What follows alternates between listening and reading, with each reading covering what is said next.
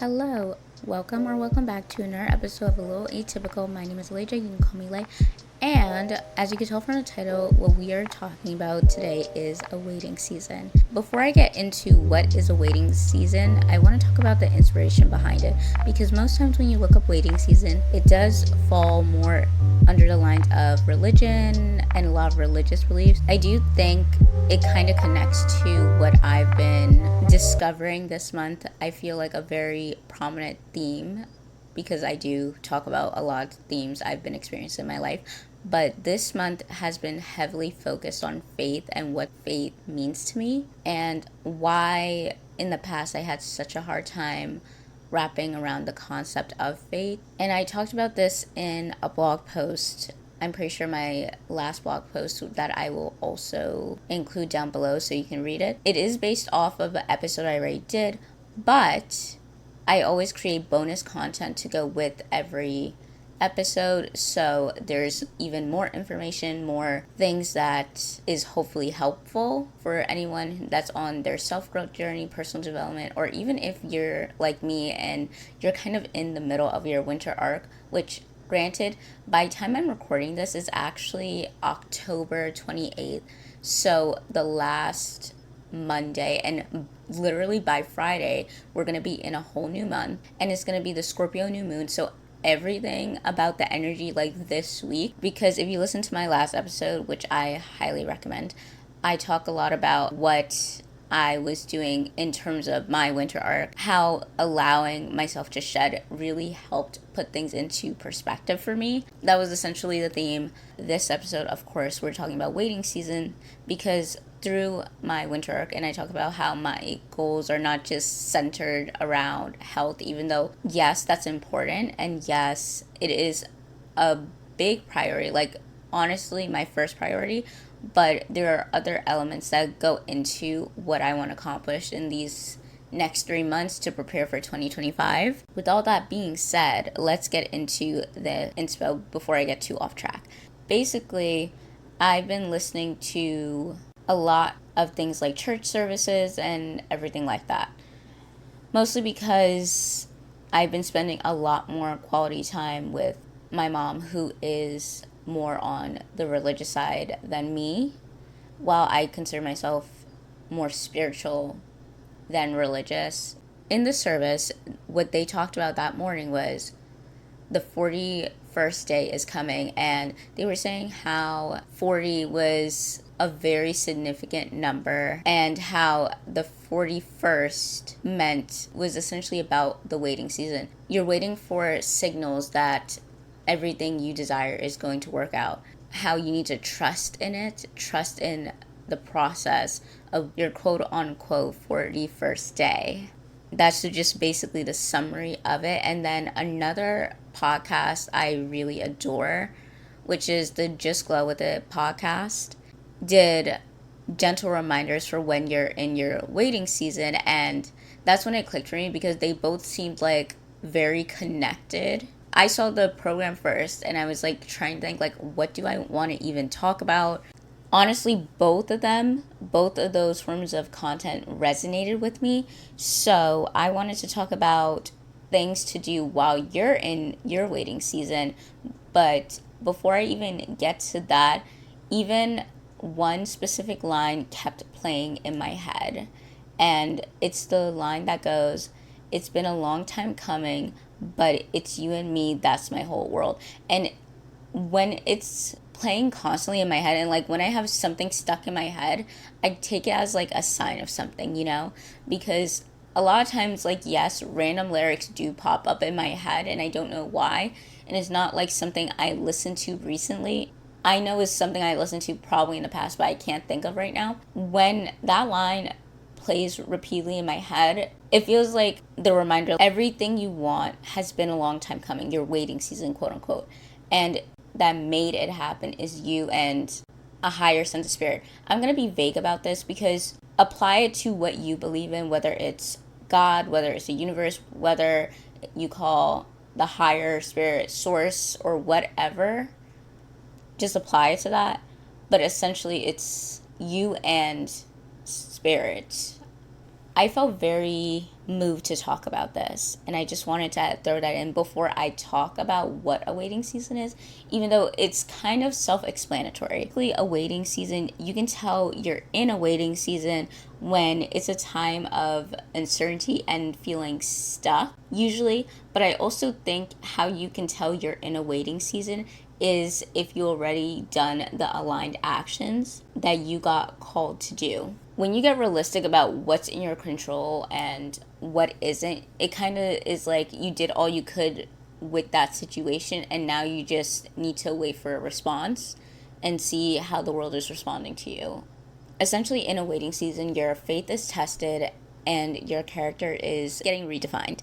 And a waiting season could be days, weeks, months, or even years. In essence, a waiting season is not a bad thing. When it comes to waiting, what creates misery during the waiting season is comparison and pressure. There are so many benefits to a waiting season. Like, it's a time of preparation, number one. When you're in that season and you already done all the things you could have done, that means that you get to put in practice the things you keep learning during that time. It builds a foundation for who you want to be, and a lot of us have this vision of who we want to be, our highest self, our best selves, our better selves, whatever you want to call it. And a waiting season allows us to put that version of ourselves into practice. Of course, it builds up our abilities to trust and to have patience with the timing of your life. Because the other part about it is when you want something so big, so different for yourself, it's going to take a lot more time. And I know a lot of people don't want to hear that because we are in a society that basically programmed us for instant gratification. Think about how our technology advances us to have food show up on our doorway with just a tap of a button. How we don't have to wait a long time to prepare something anymore.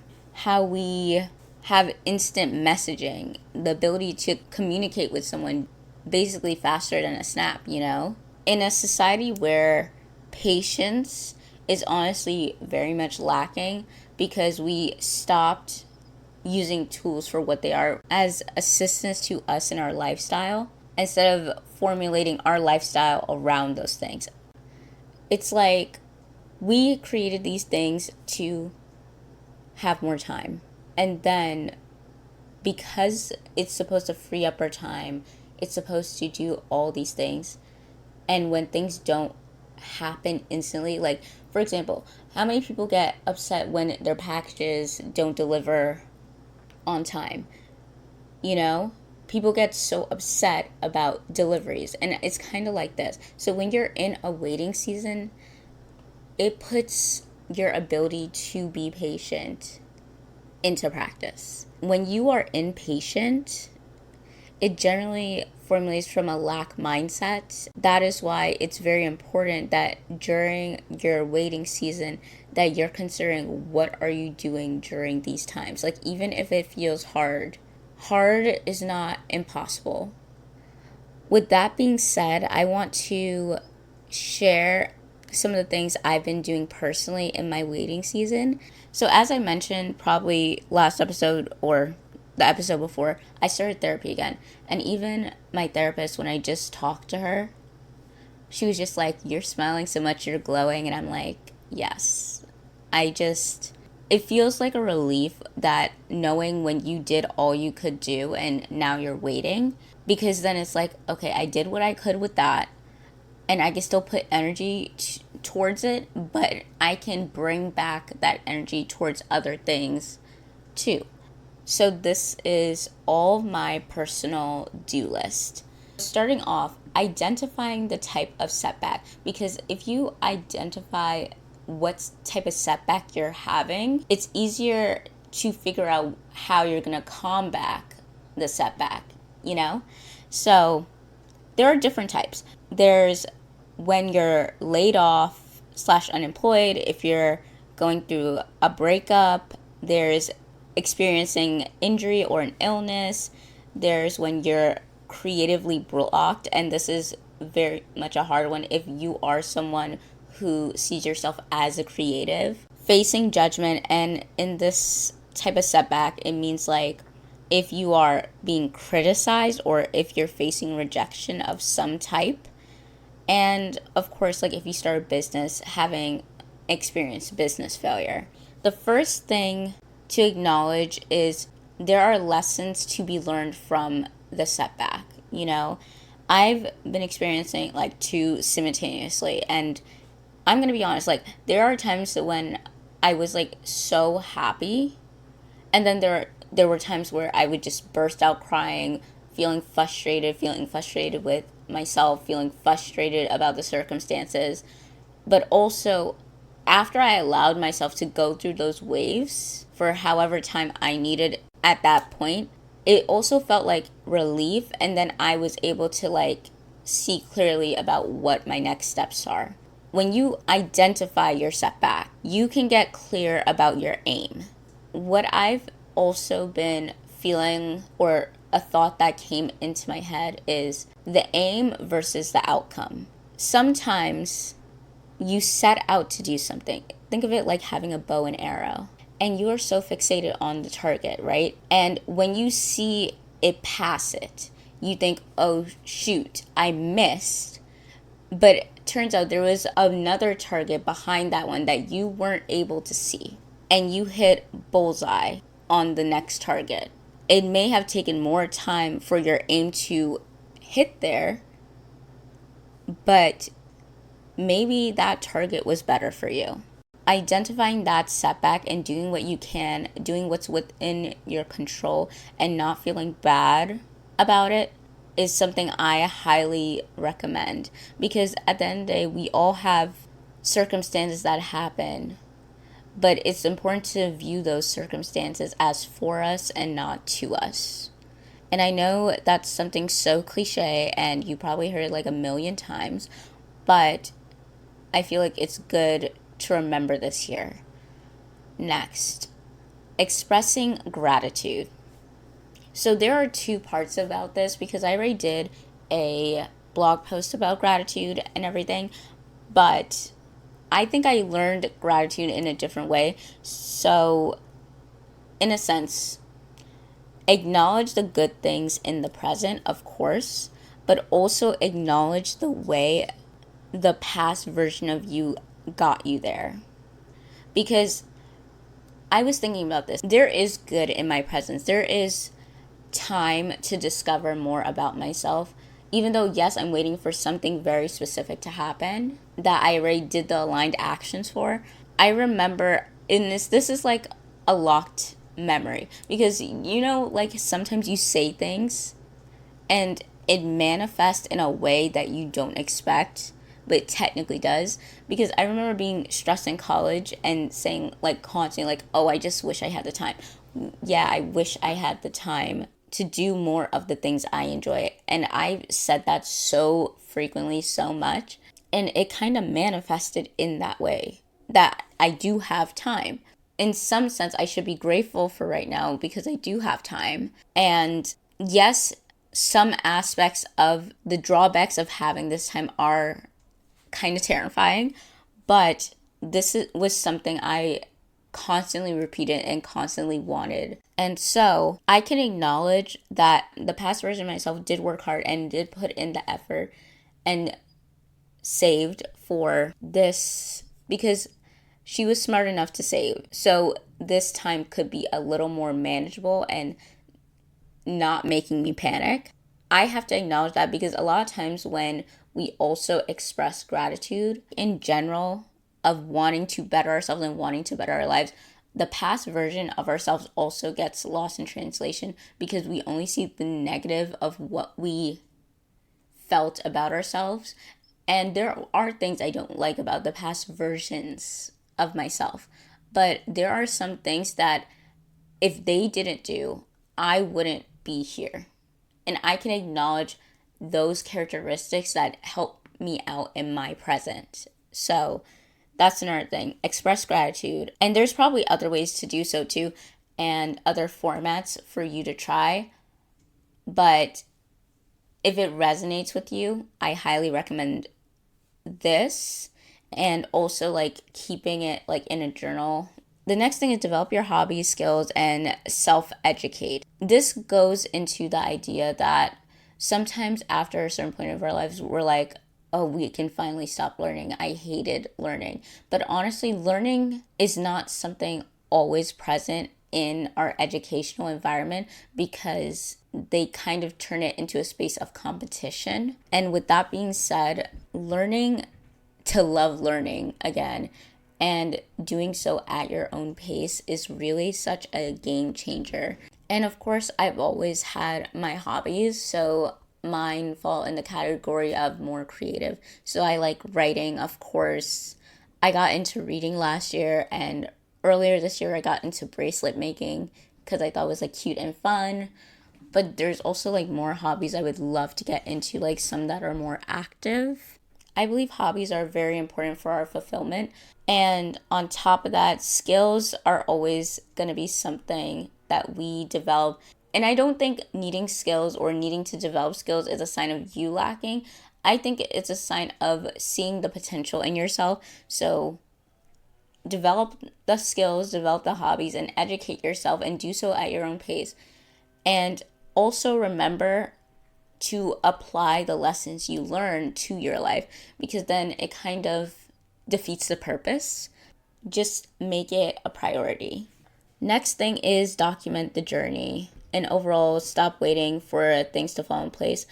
Honestly, the gentle reminders did a great job in describing this aspect, but in general for me, I like to document my thoughts and my new lessons, especially. That's why I have this podcast. That's why I have my blog and how both them connect and center on personal development. Everything I create is the world from my eyes.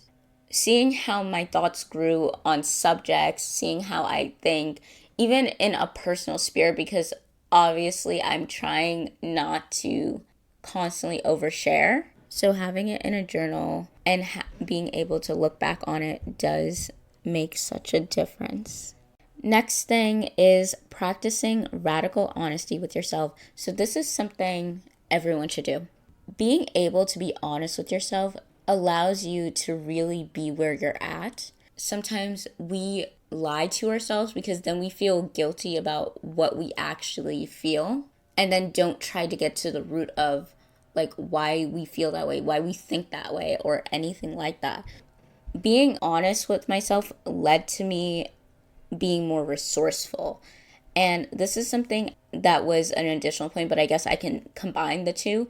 So getting resourceful, because just like in economics, like money is not the only resources we have. There's people, there's our environment, there's time, if you have it, and there are obviously tools that I mentioned earlier.